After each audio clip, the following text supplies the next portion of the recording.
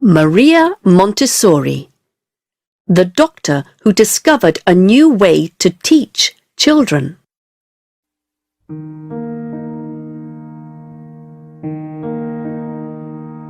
I was the first woman to get a medical degree in Italy. I helped children with mental problems to learn. I then created a special method to teach all children.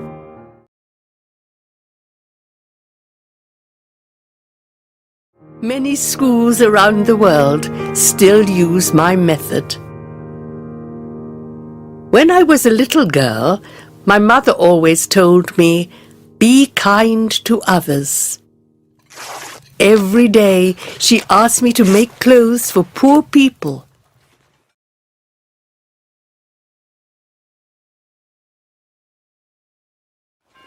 We lived in Chiaravalle in Italy, and a lot of poor families lived near our home. Fortunately, my parents had enough money to send me to school. My father had traditional ideas about women.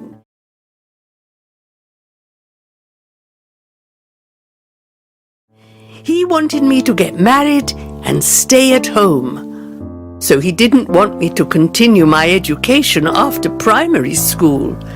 But my mother was very different, and she encouraged me to study.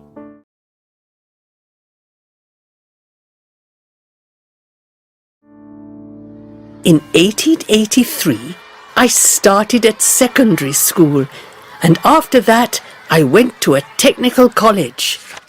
I did well in maths and physics, but later I became very interested in biology.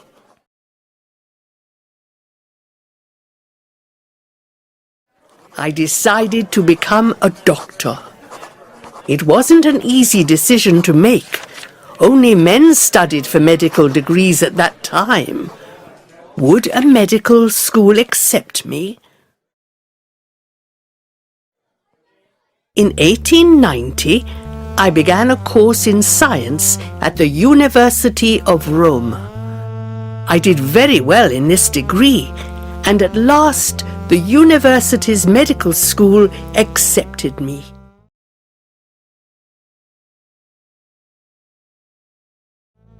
Some of the teachers and students didn't want me to study there, but I worked hard, and in 1896, I was the first woman in Italy to become a doctor.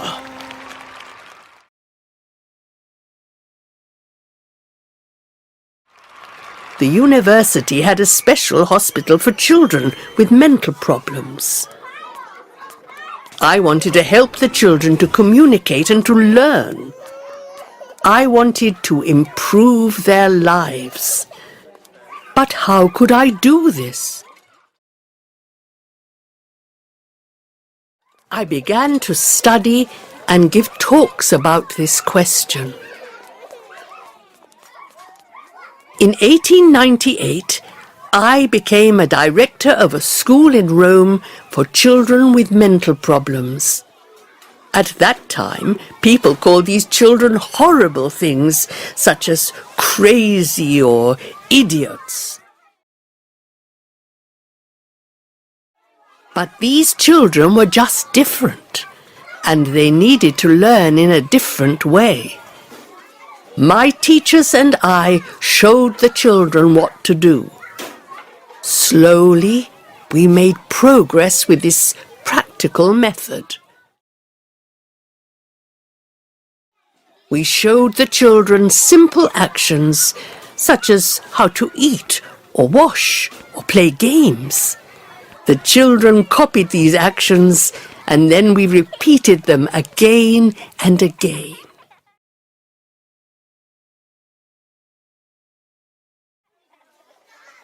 In 1906, the government asked me to work in a different school for very young children from poor families.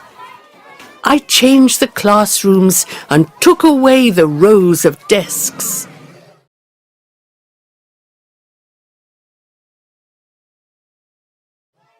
we used small tables and encouraged the children to play. We created educational toys that the children could touch and feel. They learned by playing.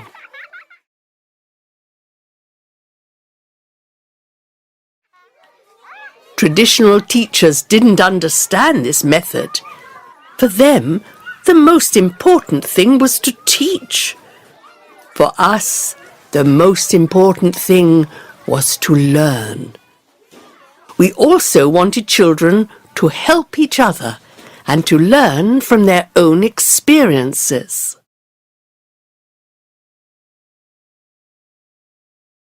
Soon people in other countries wanted to know about my teaching method. Montessori schools were opened in many countries. By 1913, there were more than 100 Montessori schools in the USA. Alexander Graham Bell, the inventor of the telephone, believed in my method and became the leader of the American Montessori Society. In 1915, I was invited to the USA and spoke at Carnegie Hall, a famous concert hall in New York. In San Francisco, I gave a course for teachers. We made a classroom with 21 students and a glass wall. Thousands of people came to watch our classes.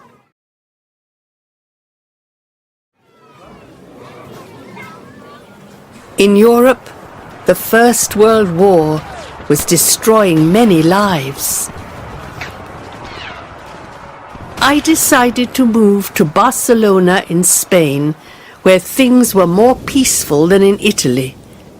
I lived there for many years and traveled to many other countries to teach people about my method.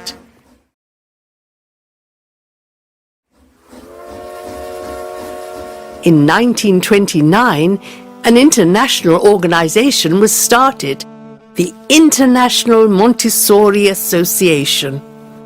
The organization encouraged parents and teachers to use the Montessori method. In 1936, the Spanish Civil War started, and I decided to move to Amsterdam in the Netherlands. There were more than 200 Montessori schools in the Netherlands at that time. I continued to create new educational materials and give talks. I wanted people to use education for peace.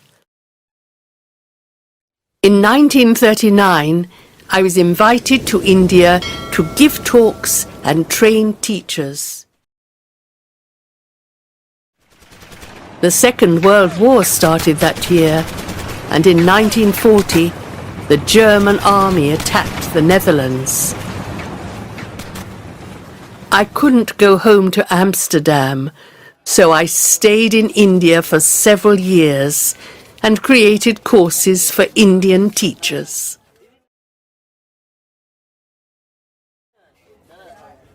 For the rest of my life, I continued to train teachers and improve my method. I was given many honours for my work, such as the French Legion of Honour. I was also nominated 3 times for the Nobel Peace Prize because I believed in education for peace. I believed that education could improve people's lives.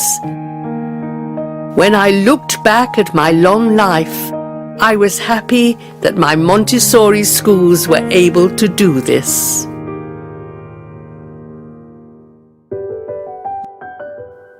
Degree. Degree. Градус. Степень. Ученая степень. Диплом. Mental. Mental. Умственный. Психический. Create. Create. Создавать. Fortunately. Fortunately. К счастью. Encourage. Encourage. Поощрять. Способствовать. Ободрять. Вселять надежду.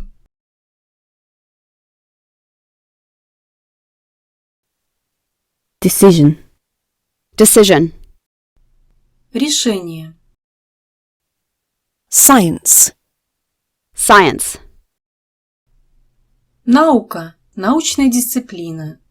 Отрасль науки. Accept. Accept. Принимать. Признавать. Признавать ответственность. Или согласиться с обвинением. Improve. Improve. Улучшать. Улучшаться. Action. Action. Действие. Второе значение – это захватывающее действие. Government. Government. Правительство. Второе значение – управление или форма правления. Education. Education. Образование. Experience. Experience. Опыт. Второе значение – впечатление, переживание.